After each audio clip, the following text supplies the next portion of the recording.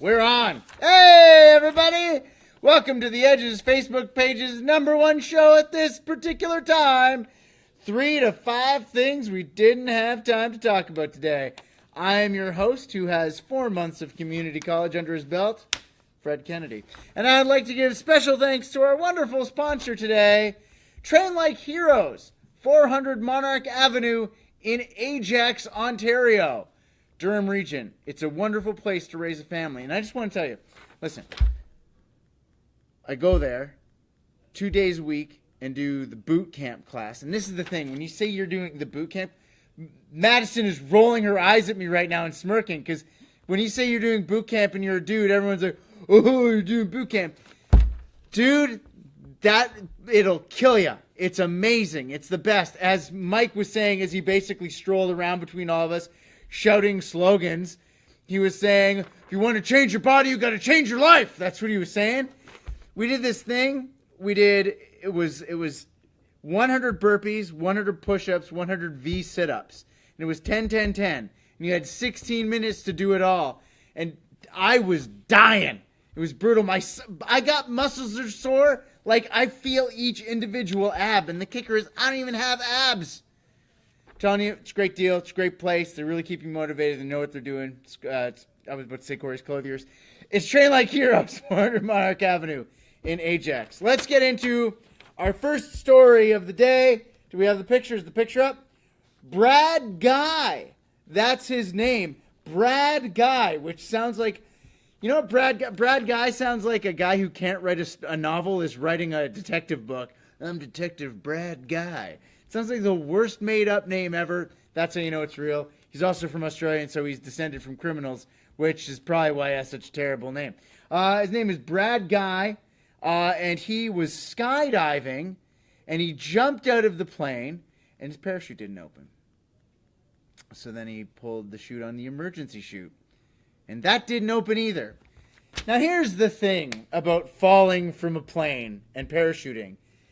I've done it. The point that he's pulling the chute, he's hit the zero G point, which means it's no longer like feeling horrible anymore. At this point, he's feeling all right. So he's going to be conscious all the way until he hits the ground. He's going to see the ground coming. And then, boom, hits the ground. And he survived. He survived. That's Brad Guy in the hospital. Bed goes up, bed goes down. He's eating broccoli, what looks to be some sort of beef thing, some mashed potatoes, and soggy yellow beans. Look at, he's got a little coffee creamer there. He's having a good time. Probably never going to go skydiving again.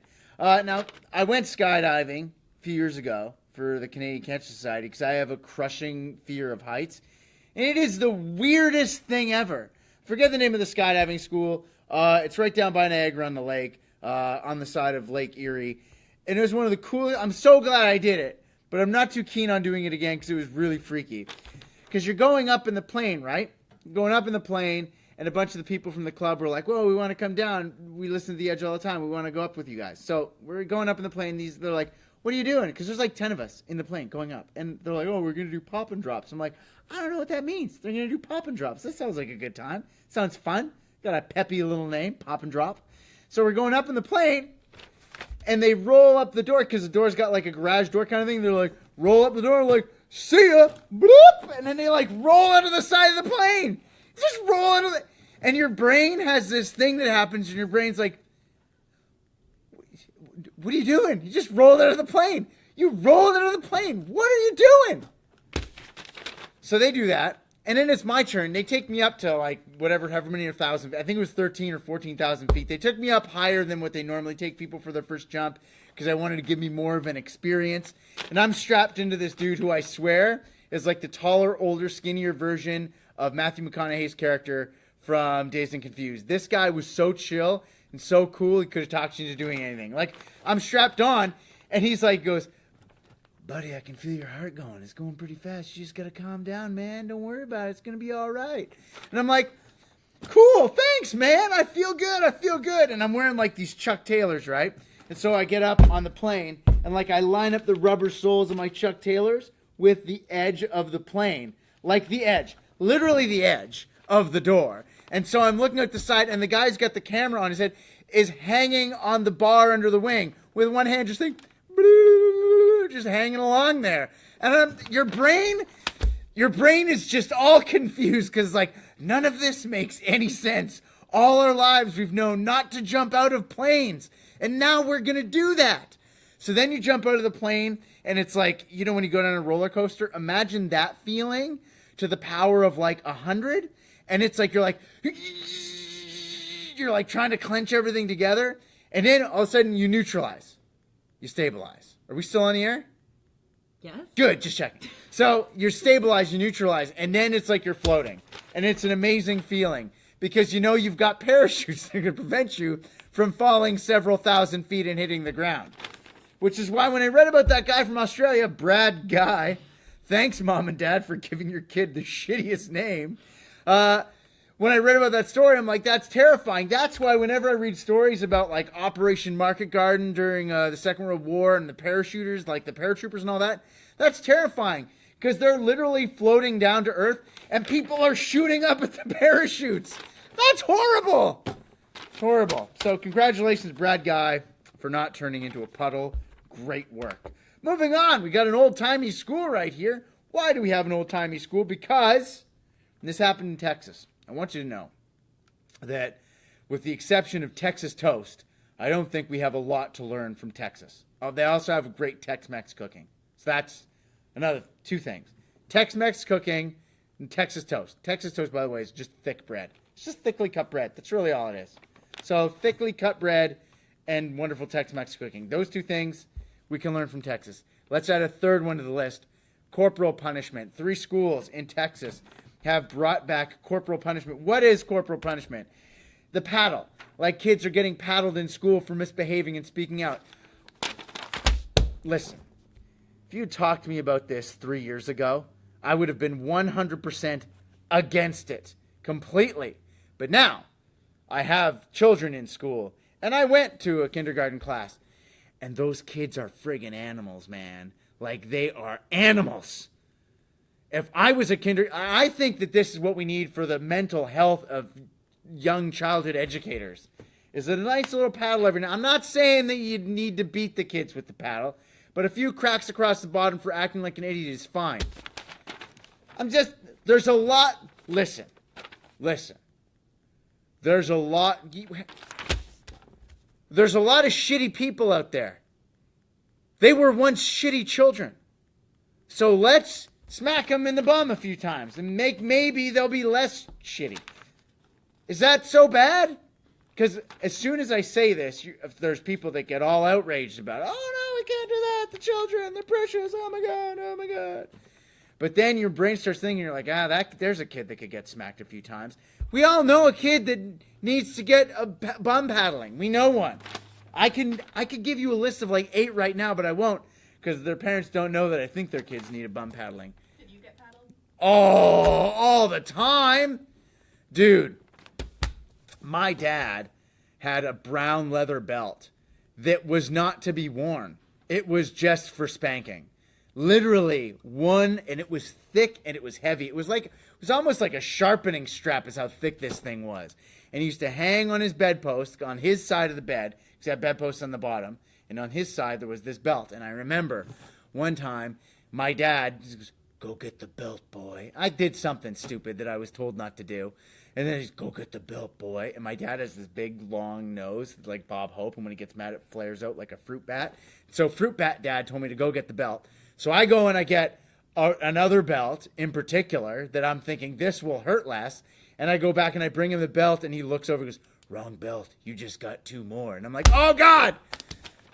Look at me, man. I turned out fine. I got a mortgage. I got 2 kids and a wife that's too good for me. That can happen to any kid that gets corporal punishment in school. I just want the best for everybody. Moving along. Oh. I'm so friggin' excited about Thor Ragnarok. I love Thor. I have a Thor tattoo right here. We've seen it. I pulled my pants down on the... I'm not pulling my pants down, Madison. Don't adjust the camera. Okay? I pulled my pants down once before to show you my Thor... Stop looking at my groin. I feel sexually harassed right now. Anyways, I love Thor. Thor's one of my favorite comic book characters. He's been one of my favorite comic book characters for years, ever since I read the Infinity Gauntlet and saw him valiantly struggle for air when he let go of the hammer for more than 30 seconds. But let's not talk about that right now. Remember in the summer, it was like the summer of 2011 when Thor and Captain America both came out like right around the same time. I liked Captain America better. And the reason I liked Captain America better was because I thought that Hugo Weaving was magnifique as the Red Skull. And I never really liked Tom Hiddleston as Loki. I still don't really like Tom Hiddleston as Loki. I think Loki should be played by like an older dude, because there's a really great comic from Marvel. Asad Ribic did the art. I think it was Asad Ribic did the art for it. And it's just called Loki. And it's a story all about what happens when Loki wins and all about how Loki is destined to always lose. And the way it was drawn, the way Thor, like Loki was all old and grizzled looking, in my head, that's always the way I've envisioned Thor. I also really liked when they did the big Thor relaunch with J. Michael Straczynski, when they had Loki be a woman. I thought that was really cool too. I thought that'd be a really cool way of doing it as well. And she kind of like tries to seduce Thor, and it's kind of like weird but cool. But anyways, I just never liked Tom Hiddleston as Loki. Okay, I've always thought he's not a very good villain.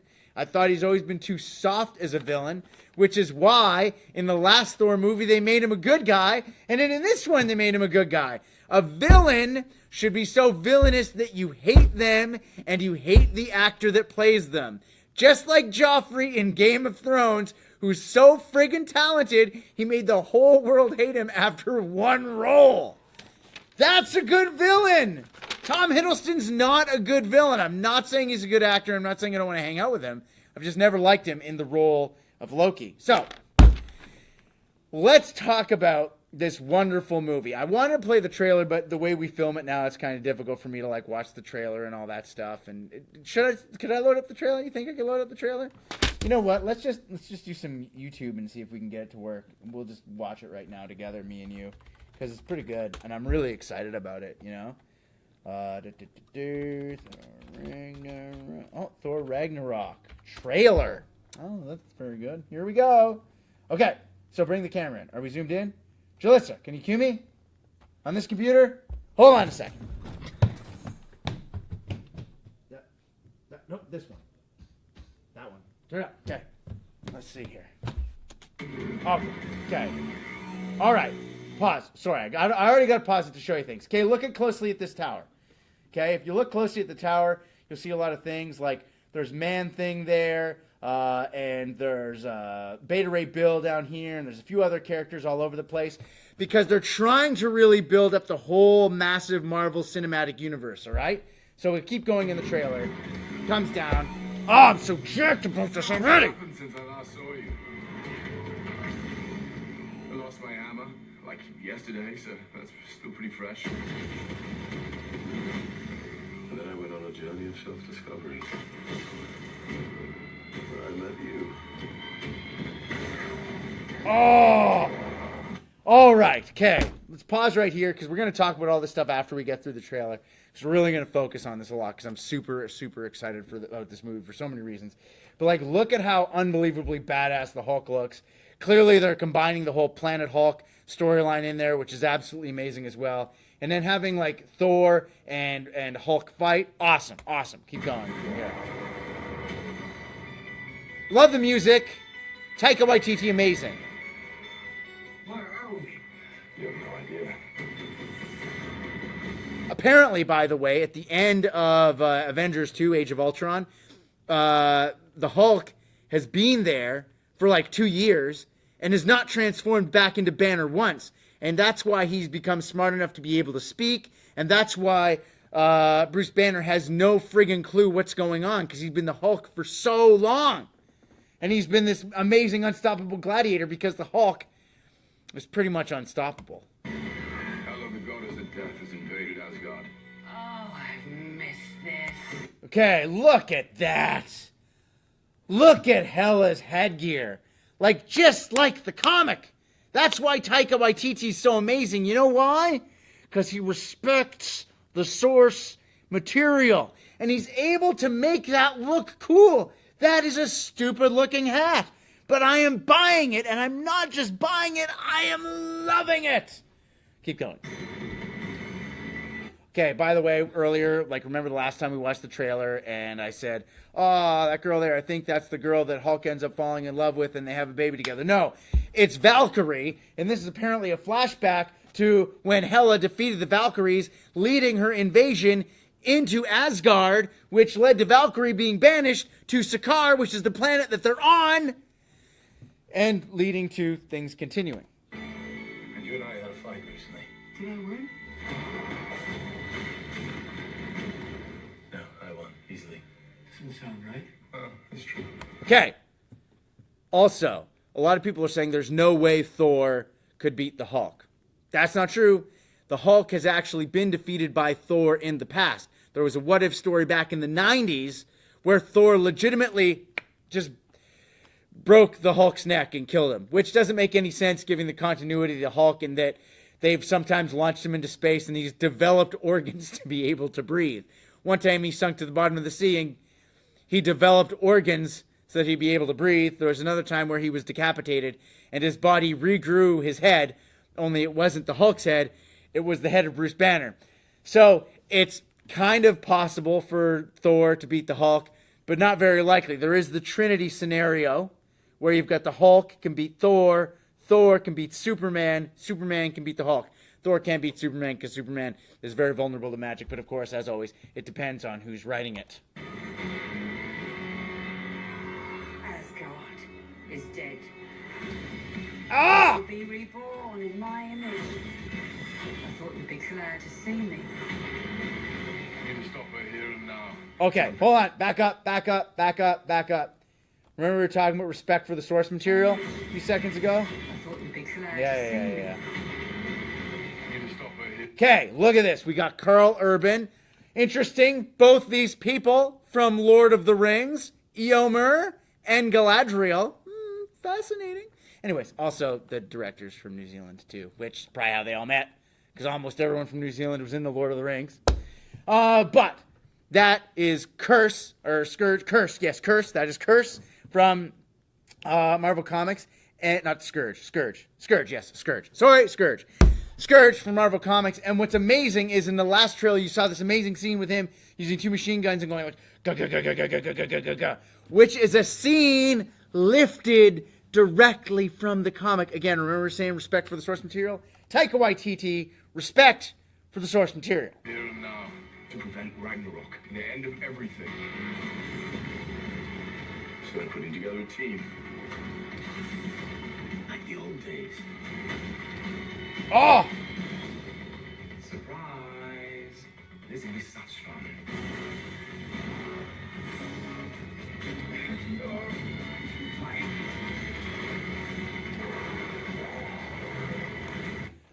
Giant wolf, Fjolnir, something. Regardless, do you know how that wolf happened? Loki banged a giant, and they had a giant wolf baby. True story. That's how it happened. Probably going to change that a little bit. Don't know how they're going to make that work. But you know what? It's Tom Hiddleston. Anything's possible with that guy. He's a fighter. See the machine gun? Did you see that?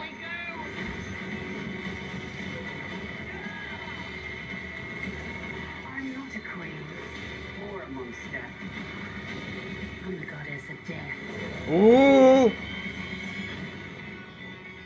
What were you the god of again?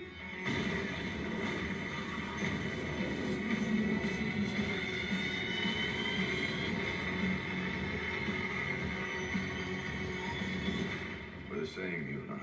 Just a couple of hot-headed fools. Yeah, same. Hulk like fire, Thor like water. Oh, kind of both like fire. The Hulk like raging fire, Thor like smoldering fire. Okay. Shoot. Stop. Nope. Don't. Ah! Stop. Okay, good. We're back at the book. Good. Okay, let's move on through the explanation of things, because I'm loving it. Planet Hulk, as we were talking about earlier, the big arena battle. Do you remember? Did you see the picture of the rock guy with the machine gun? Blah, blah, blah, blah, blah. That guy was also in the very first Thor movie. They had the big fight at the very beginning of the movie. What's that noise? Is there a plane crashing outside? Anyways, I hope not. That'd be terrible.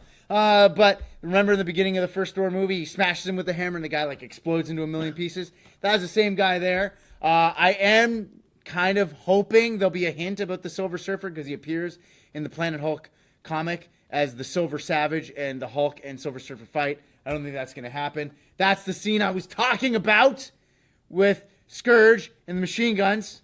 And the reason I said curse is because remember in the last Thor movie when he shoved the gem into the dude and he turned into the big black demon guy? That was curse. So Scourge, I'm sorry, there's a lot of curse sounds in the franchise. Kate Blanchett, wasn't sold on her as Hela, but let me tell you, I'm sold on her now. If anybody can play an evil Norse goddess of death, it's Galadriel, one of the original Noldor, who crossed the crushing ices when they left the Undying Lands. That was intense. Fëanor, am I right? And then, okay, the thing that I was kind of like excited about was Hela keeps mentioning, I'm the goddess of death. I have a theory that Hela is going to wind up with Thanos because Thanos worships death and everything he does is to please death. And he was resurrected back in Thanos Quest in the early 90s. Great Jim Starlin story, by the way. Because death decreed him to kill half the sentient life in the universe. And he viewed himself as a force of nature of culling life before it overpopulated and destroyed everything. So maybe Hela will be Thanos' main squeeze. Who knows? Maybe he's already in love with her and she's working for him and Thor's going to kill her and then Thanos is going to make things bad happen a lot. Sperm! Let's talk about sperm. Men have half the sperm counts that they did 40 years ago. In the 1970s, like, take a good look at these guys. Sure, they look really friggin' weird, but their sperm count is pretty much double what a millennial's is. Take a look at these guys. Guess what? Their sperm count is still more than what anyone's sperm count is today. And do you want to know why? Pollution. Great job throwing Toronto into the background so we feel that the pollution is a local thing because pollution is everywhere. Big thing, plastic. Heating up foods in plastic creates a synthetic estrogen which dramatically decreases testosterone production in your body, thereby making your body produce less sperm. So if you're trying not to knock up your girlfriend or something, heat up all your food in Tupperware. There you go. There will be, of course, other long-lasting effects of that, but that's one of them. Pollution, synthetic estrogens, all kinds of toxins in the air, stress. I really believe that Wi-Fi is killing our penises. I think that because, like, think about all the radiation and stuff that's going around that cavemen never had to deal with. It can't be good. It can't be good. There's internet going through my head right now. Think about that. There's internet going through your body. So somebody out there is JOing to a pornographic video, possibly Brazzers' hotly anticipated Game of Thrones porn parody sequel right now. That could be happening right now. It's going through your body because the internet is Wi-Fi and it's bad. So don't pollute as much so that you'll have kids around. Moving along, this gets my goat. Not really. But Norway has built an autonomous cargo transport vessel. It's a giant cargo transport ship that's going to move stuff around. No crew. They just go beep, boop, beep, boop, boop, and it goes out and does this little boat thing and goes to all its little boat places. Reminds me of the movie Maximum Overdrive with Emilio Estevez, which is terrible but has a really great AC/DC infused soundtrack.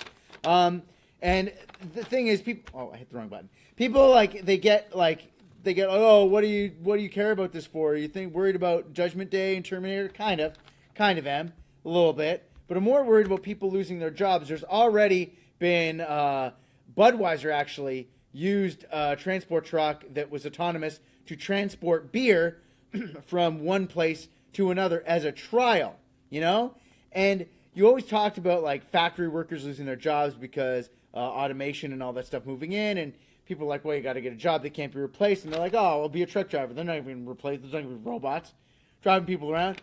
Pretty soon there will be. If they're already doing one with a cargo transport ship that has like 50 people on the boat, pretty soon there's going to be all kinds of autonomous stuff going on with like transport trucks and all that stuff. Pretty soon, pilots. There's not going to be any pilots traveling around, going from one airport to another, getting syphilis and the like. That's going to be a thing of the past. Thing of the past.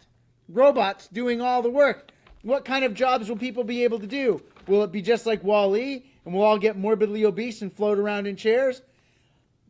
They'd be relaxing, but I wouldn't like it. Probably be very stinky, although never moving. Bed sores, horrible things.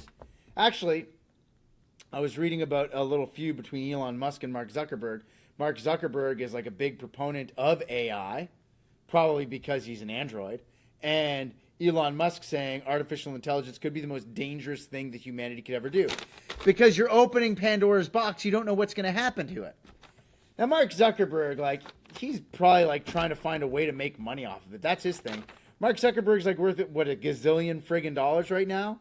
Because, like, he'll invent robots that'll go around your house. I was reading about Roombas.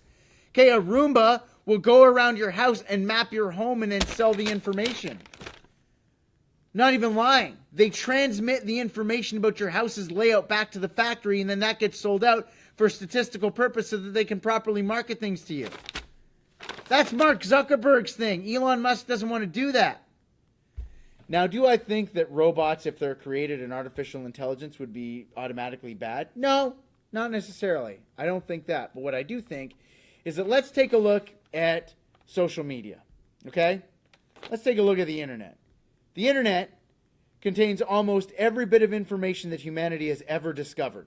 All of it's there. And it's right at your fingertips. You could learn about anything. But what do? We J.O. to it, we look at cats, and we argue about things. And then we don't even argue about things that we're arguing about. We argue with people that have the same opinions as us, but said them a little bit differently.